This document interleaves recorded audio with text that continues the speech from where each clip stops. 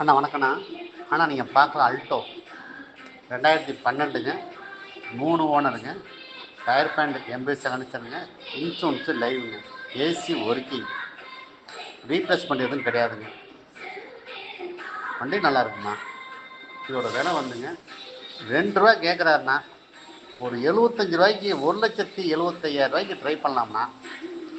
அதுக்கப்புறம் மேற்கொண்டு இன்னும் கொஞ்சம் குறைச்சி கிடைக்கணும் அப்படின்னா நேரில் தான் பேசணும்ண்ணே. எதாவது ஐடியா இருக்கான்னு பாருங்கண்ணா. அண்ணா வணக்கண்ணா.